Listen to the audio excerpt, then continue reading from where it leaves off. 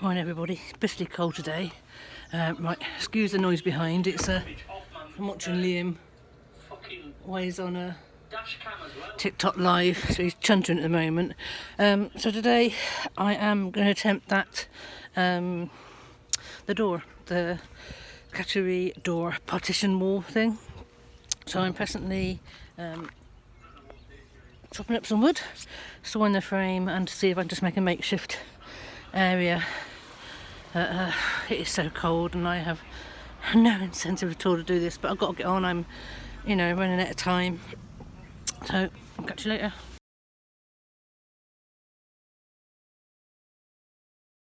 So here we go, I'm partway through making the actual door frame right now.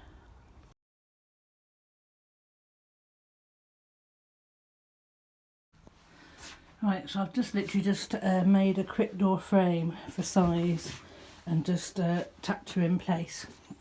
I'm going to make use of this bit of wood that's on the floor that I can't remove, and the next bit of frame is going to be going across here. This upright's going to go against the wall there. Okay, and then I'll have some struts across here just to support it. And then if I have the door hinges here, so it opens inwards this way, then this can be a bit of a stopper to stop it going that way. I was going to have it against here actually, so I still may want to have it against here. We'll see which way I build it. It might work better that way, mightn't it? And that will still stop it going that way. So if I have it so it opens in against the bed area, is that going to... That's probably going to be more practical, isn't it, than have it opening against here and being in the way of everything there. So yeah, I'll keep to my original idea then. Obviously I had to come this way to actually have something to screw it to. So the door will be set inside here and hopefully it still turn on hinges. And it can't have it open that way, there's no room for it to open that way. So I can just get through here. It's a 2 foot wide door. Obviously with the door inside it may have a bit of a squeeze to come through. But that's fine, I can work with that. It's 24-inch frame width across there, so by the time I've got a door in, it may still be 20 inches like these, but this is the size of the doors in here. And so I'll go through sideways, and then this allows this now to actually have, I'll probably put a window in here. I don't know what's happening yet, or whether I just might ply that, and that'll allow me, I'll have to see where the wheel comes to. It may allow me just to have a little bit of a cupboard against this, or even a corner cupboard going up there would work, wouldn't it? Right, let's keep going. But I'm pleased so far. I mean, I've obviously had to sort of shorten the height up there because of the light, but there's still space to put a bit of wood across, and I can screw it up into it to strengthen the two across.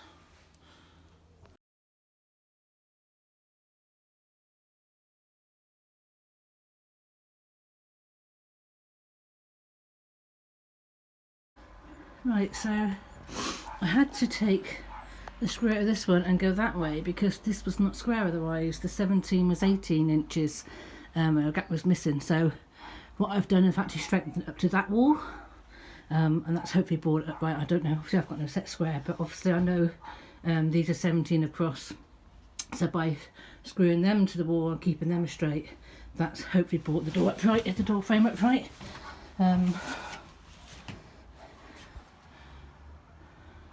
No idea. So I can obviously put a bit of wood across the top to support that. I'll just put a couple of screws through that supporting wall. I can obviously just ply that off.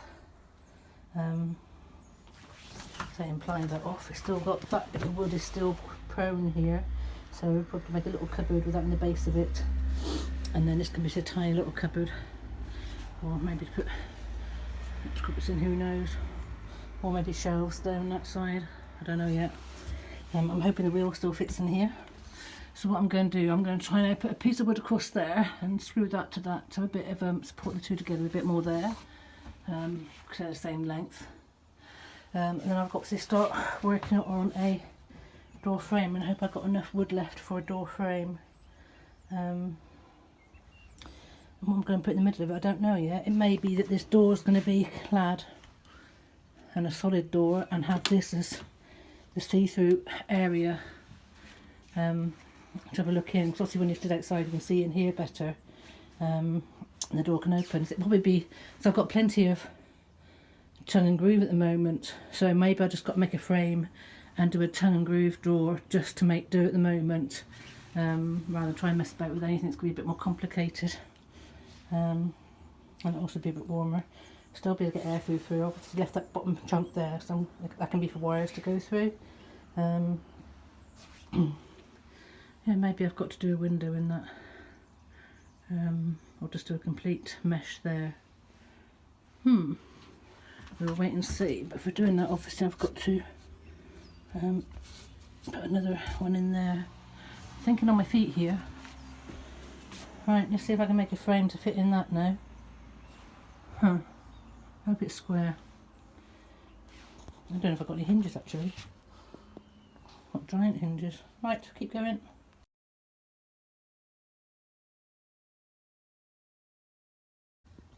Right, so I've just screwed this button down here to secure that. That just stops the cages sliding forward. Have a little bit of tip, but they won't tip out. I'm still working on this door frame. So I've got the door made. That will fit in there nicely. Right, so now I've just got to find I've bought a couple of long hinges, got to find them. And I'll probably tongue and groove the door to make it a tongue and groove door at the moment. I know that's not straight, but it is what it is at the moment. And this side, again, I just begin bowing and bending and everything, but it'll be alright. I'm thinking about putting some perspex in there. These grills that would have made the door, but I haven't done so now, are going to go over the windows. So I'm going to have grilled windows. That stops any bricks coming through. I'm not going to be opening them or anything, it's just going to be grilled. And they can be screwed on and then they can be secured later. I'll put a bit of perspex over that just to make do as well. But I'm thinking of now having a tongue and groove down here and a perspex window and that. I'm looking a bit bent at the moment, but it will stand straight when it's got the I've had to bow it a bit to strengthen it, but it will stand straight when it's done. Just made the shorter bit in the centre when I broke a screw, but once the hinge is on, it's got the gap to open and close okay. I say it's just makeshift, isn't it? But I'm quite chuffed with that. I've got the framework in. I put that on as an afterthought, so I just had to use one of those little corner brackets. I couldn't screw it to that one, but that just strengthened it again. It's definitely not, that bit of wood is so bowed.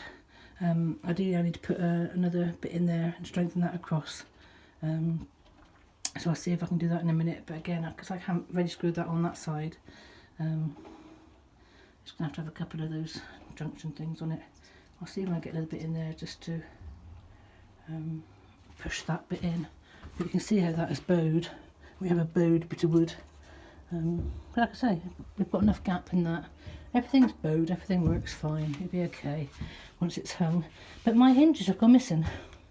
So I'm going to the bungalow and see if I can find my hinges right now. It's a mess. Right, catch you later.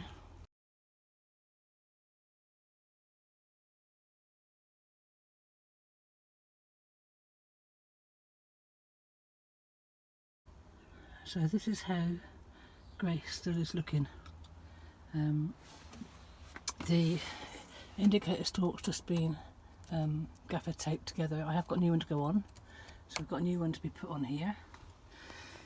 The ignition block has just gone completely. I haven't got another one of them, and that's just been completely broken. So I need to find another one of them. And the ignition and steering lock, I believe that is, has been completely smashed. I have nowhere to put a key at all. This is the hot wire area, but I haven't got the other section of hot wire to hot wire it. But that's been set up to be hot wired. And then obviously these were all the bits that were pulled out and messed about with, but Ian sort of tied it best he can. So it does work with a gaffer taped indicator very gently. It obviously needs to have a switch to have a ignition switch made up somehow, and this all changed and removed. Don't know if that's got a number on it, of what part it is or anything. It can be zoomed in at all later. But yeah, that's great. So I've got all the bits of plastic that come off, but that's the state of her right now.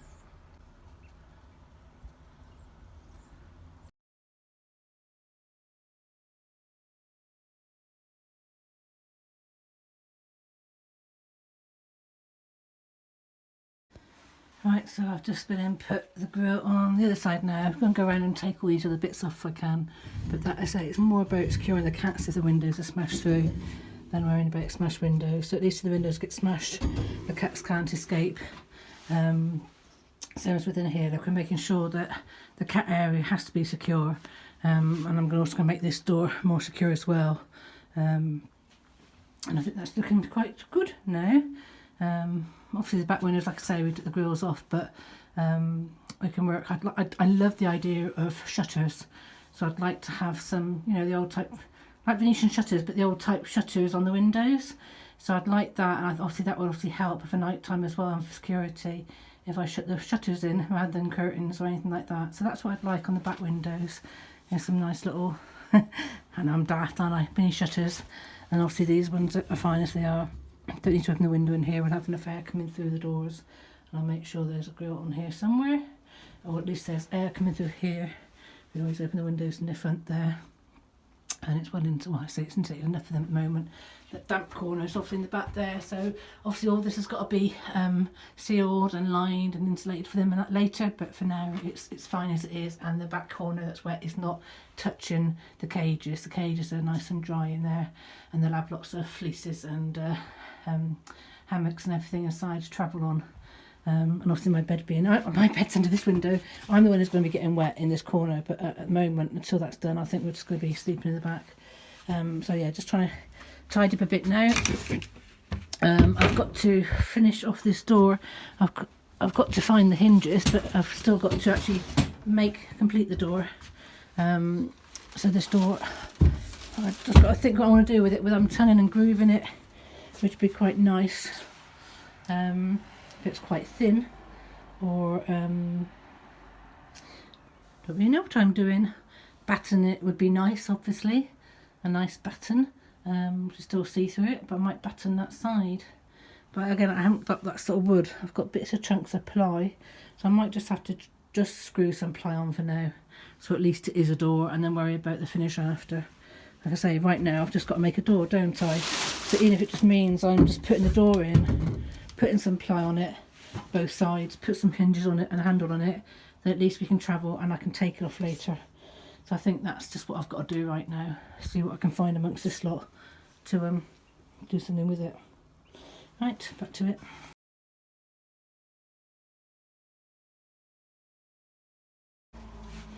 Right, so I've turned and grooved that side, it was quite nice. I'm still debating whether to have a clear panel or wire mesh panel up there, like a little window panel. I've got a bit of wood there that I can put to make it level, and then I've got enough wire mesh left, so I might just make a little wire mesh panel to go in there to have the airflow coming through like I plan to have. And I can obviously ply, or actually I'm turn and groove that away over the top of that door, and then deciding what I'm going to do with the door next. I might just ply it, or I might turn and groove it. Be nice turn and grooved, wouldn't it? But then we have no light coming through, so maybe I might turn and groove the bottom half. Hello?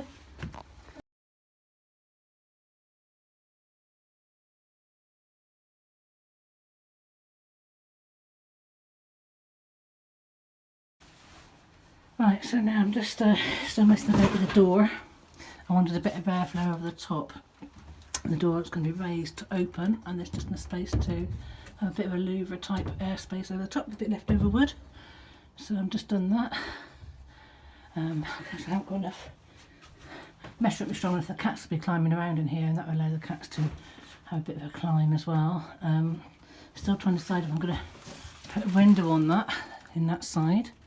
There's a bit of ply there I could put in, but just make it a bit darker. Like I said, I've still got to decide what I'm doing with this. I'd ideally like to have this to be a window or a grill, top bit of the door. And actually I could actually make that into a stable door, couldn't I, and actually have it opening. which would be quite clever. It's quite high as well. And then just board this bottom bit. So just put a bit of ply on that, or I haven't got a turn and groove left, I don't think.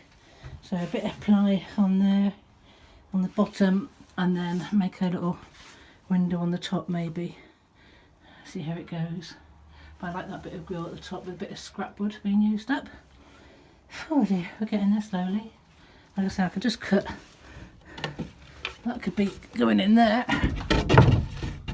Just put a bit of ply in there, and then I could put a cat bed up in that corner, which I probably prefer to do. And then make this the window. Yeah, I might do that actually.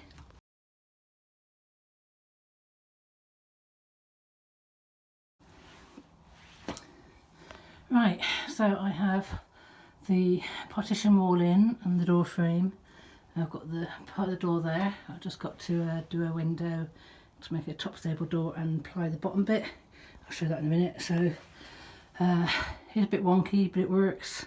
So that's going to have a corner bed at the top for the cats to climb up and they can have a look through, and there'd be air coming through. I wanted to have air coming through, and I've only got scrap wood left, so that works.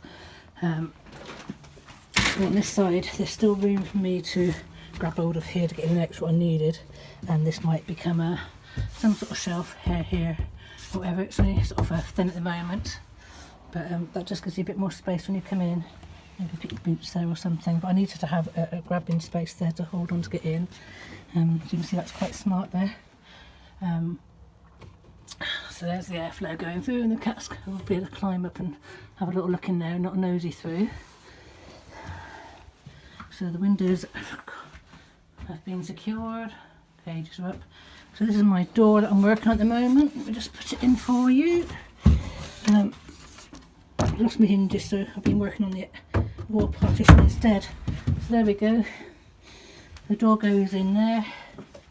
I'm going to have I'll probably make a opening stable door window in here. That's see-through as well, so maybe that's going to be mesh, or I've got enough mesh there left to use, so I might make an opening mesh window and then just tongue groove or ply this. See what I've got left lying around. Probably easiest to ply, so then it matches that ply bit there. But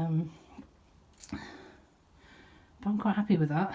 So we apply that match the colour scheme, do a window there that opens, so when the cat's in the cages I can open that, but obviously I've got the air going through anyway, but also I can obviously speak to people by opening the window as well.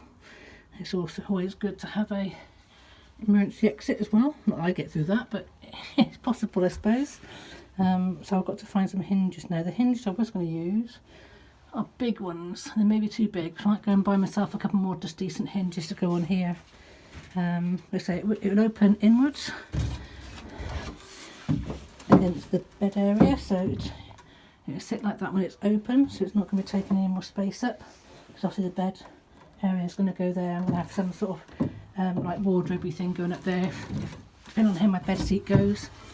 And then it sit back in there, framework. So yeah, very proud of myself today to have done that. I was really quite worried about it. It has taken me all day. I'm absolutely shattered. But we'll see what leftover bits I've got. I guess I have to use leftovers. It is just a bodge job. Yes, it is curved. Yes, it is bent. Obviously, you can see I had to make it smaller inside because when I put a larger bit in, it wouldn't open and close. So I actually made it bowed a bit. But obviously that won't be seen later. But it's part of my wonkiness and my weirdness. And it's, you know... So this obviously isn't going to be changed for a while, but I love the fact it's actually made it feel bigger by actually squaring off that bit there. And like I said, I've obviously got the mesh over the windows now. So once I finish that door, the cats will be secure in here. I'll get some little bits, because obviously the outside door's a bit dodgy, sort of opening and closing, and they'll be open all the time. So I want to be able to have the outside door open when I'm parked up and have this door shut, so the cats are in here and they can still see what's going on. I'm really, really proud of that. It's dark now, I'm cold, I'm tired. I'm going to call it a day for now. It's a right mess in here. But yeah, I've done really well. It's not the mess can stay. Oh yeah, like I said, I've screwed down in front of the cages and we've got the windows in. So this area is secure. Get tidy up. I'm going to have some tea and let the cats out. Bentley be waiting. Bye for now.